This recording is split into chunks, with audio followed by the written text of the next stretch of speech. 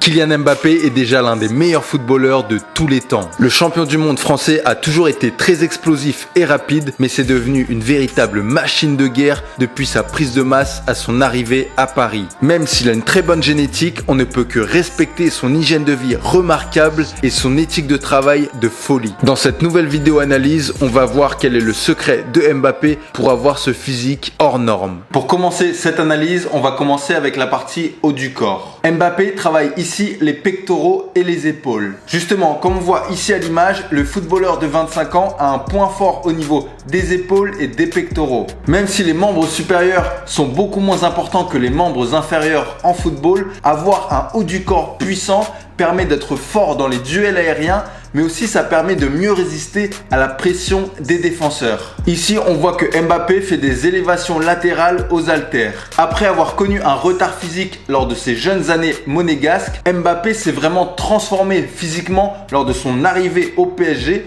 en faisant une prise de masse et maintenant il fait environ 75 kg pour 1m79.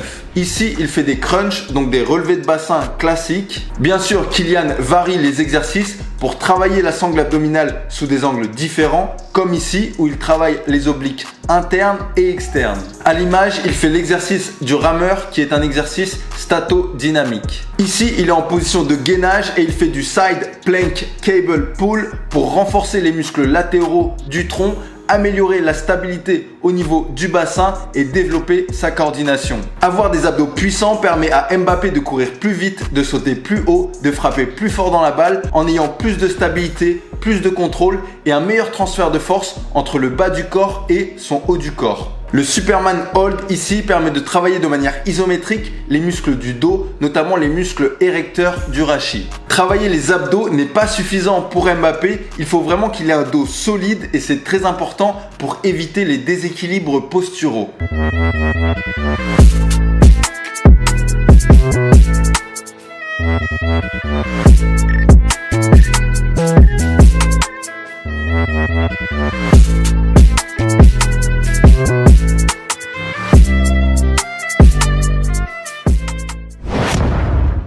Sur cet extrait, Mbappé teste sa VO2 max. La VO2 max représente simplement la consommation maximale d'oxygène qui peut être absorbée et utilisée par le corps pendant un effort physique. En gros, c'est un très bon indicateur de l'endurance d'un sportif car ça représente les capacités de son système cardio-respiratoire. Kylian Mbappé a beaucoup de fibres rapides qui font de lui un joueur très tonique et rapide. On a tous des fibres musculaires rapides et lentes, mais le ratio dépend de notre génétique, de nos activités physiques et de notre âge. Il a un physique vraiment adapté à son sport où il combine puissance et vitesse. Ses qualités mécaniques de course qui se rapprochent énormément des sprinters lui permettent d'être plus rapide que ses adversaires, notamment sur ses accélérations, même en ayant un ballon à contrôler avec ses pieds. Le problème avec ses qualités d'athlète très explosif, c'est qu'il est davantage exposé aux blessures.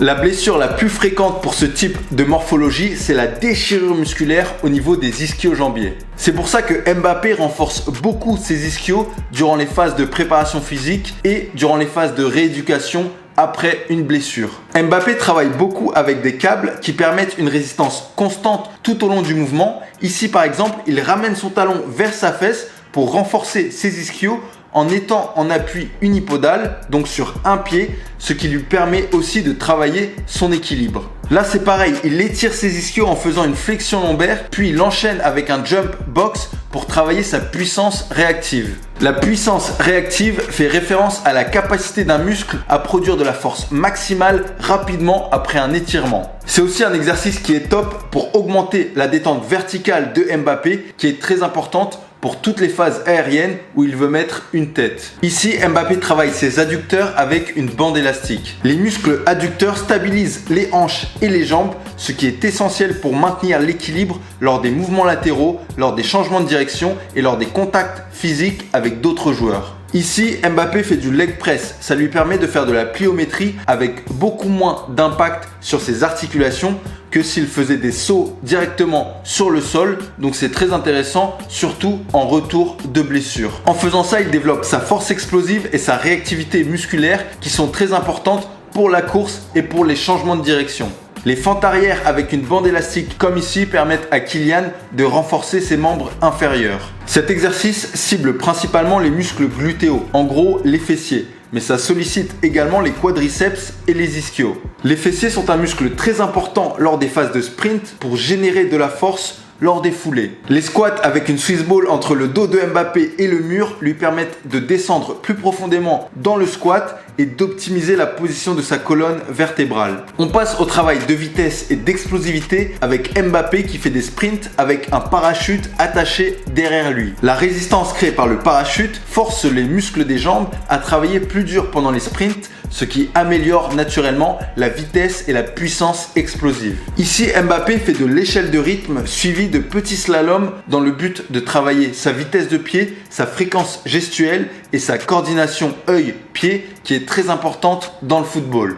À l'image, on voit le jeune Kylian Mbappé à l'époque de l'AS Monaco mettre ses jambes dans un seau avec des glaçons. Le bain glacé, c'est une pratique courante de récupération chez les athlètes et ça permet de diminuer les inflammations, de favoriser la récupération musculaire et de booster la circulation sanguine. Sur cette vidéo, on voit que l'attaquant parisien fait beaucoup d'étirements. Avec du stretching, Mbappé travaille sa souplesse car sans souplesse, on ne peut pas être mobile. Tu ne peux pas atteindre une amplitude de manière active si tu n'es même pas capable de l'atteindre de manière passive. Les étirements passifs créent des adaptations neurologiques et tissulaires et ça permet à Mbappé indirectement d'optimiser ses amplitudes de mouvement. Si tu as aimé cette vidéo analyse sur l'entraînement de Kylian Mbappé, n'oublie pas de t'inscrire à ma newsletter pour recevoir des conseils gratuits sur la préparation physique. Donne-moi des noms de personnes en commentaire et je ferai une vidéo dès que possible pour analyser leur entraînement et leur physique.